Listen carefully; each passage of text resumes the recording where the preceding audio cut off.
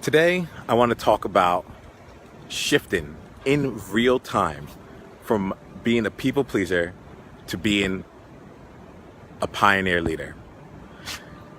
I recently just had an experience here that was meeting with someone who I wanted to have a potential partnership with. We were exploring what might be open for us as leaders and as people really moving our businesses forward.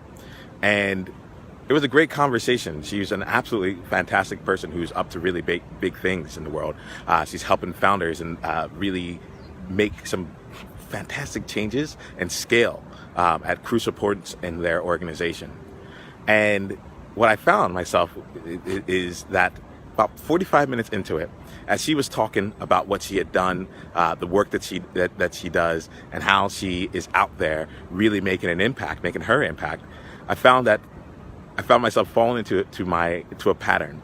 She had a way of speaking, and I could literally see it in my mind. It was almost like bullets and then sub-bullet. It was just so organized, so well put together that, to be honest, I wanted to come from a similar place. I wanted to come from a place of like, oh yes, I know exactly what's going on. Everything in my mind is also crystal clear.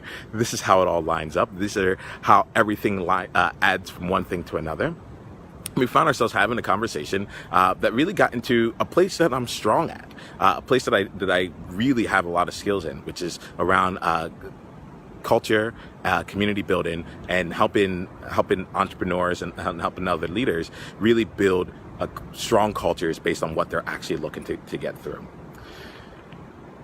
What occurred though was about 45 minutes into this, and I have to actually give kudos to her for her opening up just a little bit more vulnerability. She shared something around something that's really important to her, and in that moment, I had this energetic feeling, a feeling that said, "Oh wait, hold on, I'm actually seeing her right now. She's giving me a glimpse into who she really is." And she's really great at the business, and what she's doing with the business is fantastic, but this is her. And when that happened, there was a sort of a warmth, a turning moment within me where I got a chance to just take a step back and say, wait, hold on. It actually feels like I've been putting up a bit of a wall. It actually feels like I've been trying to build this image of Nemo as a pseudo consultant in some sort of way that, while I can execute on it, wouldn't be the thing that fulfilled me. And it was interesting because as that was happening, I could actually feel like different places within me just like settling in. And if you know anything about me, you know that I actually listen to my entire being. Like I take in more than just like one sense to be able to take in information. And that sensation let me know that this was something that was important. So I got here and I realized that, hold on, Nemo, everything you're saying is true. And at the same time, it's inauthentic. And I found myself at a place where it's like, so it's been 45 minutes, what do I do? And what came up was actually quite natural for me in the moment, but in walking back, having some time away from the moment, I actually realized that it's not something that I would have done 3-4 years ago. It's not something I would have done even a year and a half ago. So how did I go by, and how can you, I think that's even more important. I'll share some of the things that I did here, but how can you use your awareness, use space, and use different things to allow you to shift from being in a place where you are people pleasing and give you to a place where you can actually serve the person in front of you, where you can actually lead and you can actually be authentic to what you believe and who you are. And the reason that this is important, because and I saw it happening for me in real time. The reason that this is important is because without this, we would have formed a partnership that would have provided value, and it would have been good, but it wouldn't have been great. It wouldn't have been excellent, because I wasn't creating a space for her to know how to call me into the places where I truly shine, into the areas, into the experiences that would really add value to her and to the people that she serves. And so I want you to think about that here really quickly, just to kind of think for yourself before I go on with the strategies that I employed. For you, in what ways would showing up, A, more authentically, and B, more powerfully as a leader, showing up from a place of true service And I look at service, and I'm still building this model, so you're seeing it in real time. But I see there's a people pleasing level, and then there's a deeper level of serving. And what I'm finding now is I'll talk to people and I'll say, okay, I get that you're a people pleaser. My ask is that you people please better. The next level of people pleasing is really serving, to give them what they truly need, not what they want. So I found myself in this area where I was building up a persona, an image of myself that, while true, still felt inauthentic.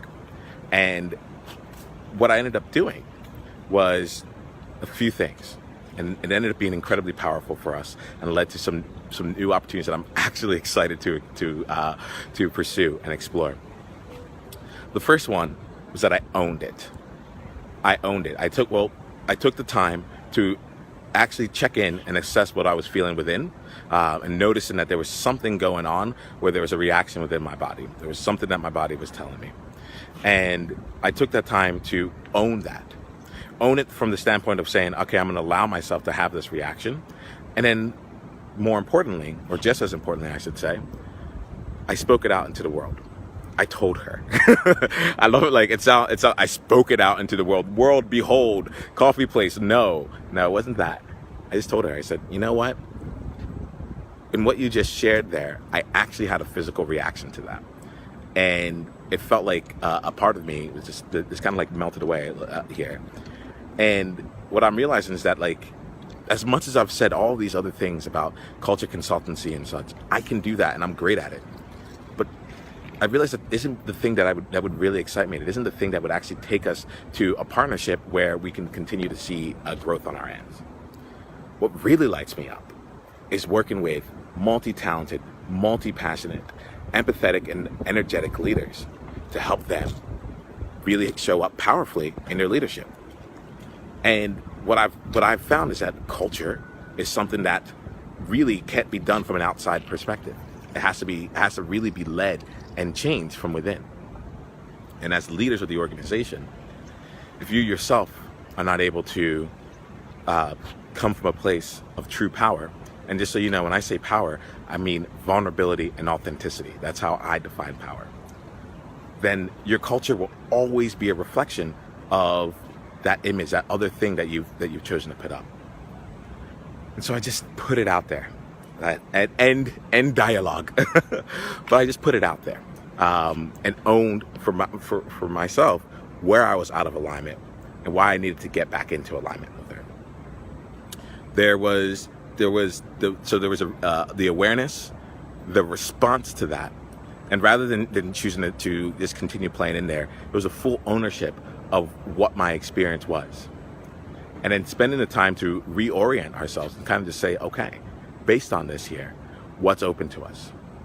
And what ended up happening there was just a wonderful exchange that got beyond the kind of the bullet points of what we do, and got down to the core things around why we are doing it, and what impact we're looking to have out in the world, and what missions we're on, and how we can leverage our businesses and the things that we've done in the past to get us there. We align more deeply on our overall purposes, more deeply on the people that we're trying to serve, and more deeply around the challenges and pain points that we were really trying to help with. The challenges and pain points that keep us up at night.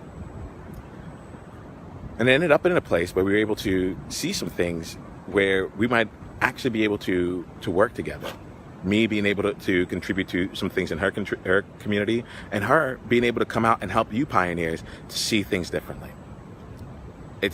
I'm really excited for what we'll go ahead and explore, but that wouldn't have been possible had I continued to show up in the way that I was. I think there's something here that I'm not pulling out completely, which is the awareness part. In this case, it ended up being a physical kind of awareness, but I have to let you know, talking throughout the conversation, in the 45 minutes, I realized that at times, I was building up this persona. I saw it as it was happening, and but I couldn't really identify it. I was like, all this is true. Why do I not feel all that energized? And the entire time talking, I just I kept seeing myself shifting, like, okay, how do I come off as more professional? How do I come off in X, Y, and Z? Without realizing that I was professional, without realizing that there was a grounded aspect to everything that I was saying. And so I wanted to come out here and share this with you, because there was a moment of actual power that occurred. That moment of choosing to be vulnerable. A moment of choosing to be authentic. And I like to think that in that moment, she saw more of me and saw what I was really about, more than any of the 45 minutes that had come up prior. Because in that moment, she saw what I really stood for. She saw how I really make an impact in the world. So I want to offer this strategy. It seems there's more. It feels like there's three parts to it. The first one is the awareness part. And the second one is the response to the awareness. And then the third one is owning it.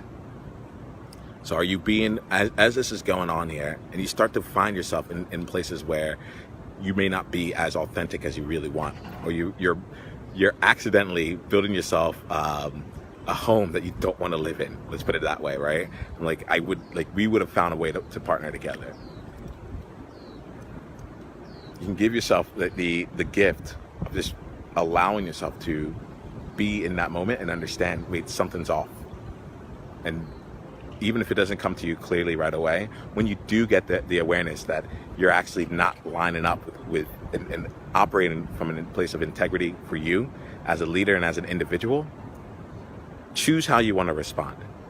One response could have been for me to just continue down and say, I'll fix this later on. I'll come in through the door through this image that I've created, and then she'll get to see what I'm really about there. I could have reacted and just been and then shut down and be like, oops, oh crap, this is gonna suck. Never mind. I just have to pull out and abort. But I chose another response in there, and we all get an opportunity to respond. It's that space, that gap, and it doesn't need to be a long period of time. As you continue to practice this, you'll find that the gap will continue to close. The space and time continues to close, but that space is necessary, at least while in practice mode. You might find yourself in the future actually doing it kind of subconsciously. And then to be vulnerable yourself. Well, let me rephrase that. And then to show up powerfully, to own it. And for me, real power in today's day and age, it's about being vulnerable, about being authentic, owning everything of the matter, cleaning up in the moment, and reorienting exactly as where you want to be. What led from there is like we have meetings on the calendar that just now just makes sense. And there are opportunities where we're both looking to see how can we pull each other into our communities, into the people that we serve, to do that more impactfully. And I found out more about her unique strength, her superpower in the world, what she's really about. And that excites me, because when I think about how it's going to come back to all of you, there's life-changing information and there's life-changing experience that comes from it. So I'm Nemo Ashong, founder of Enjoyment and leader of the Pioneer World Joy Movement. If you're watching this, wherever you're watching this, take some time right now to leave a comment. I want to hear your thoughts. What struck you? What surprised you? Where do you still want more information on? I want to make sure that if I'm coming out here, I'm really serving you and understanding what's actually happening. I don't need a like. I'll take it. I'll take a like, I'll take a share. I don't need a like. If I'm really going to be honest here, and if you're going to practice not pleasing Nemo, don't send a like. Send a comment. Be vulnerable, be authentic, and let me know what you think.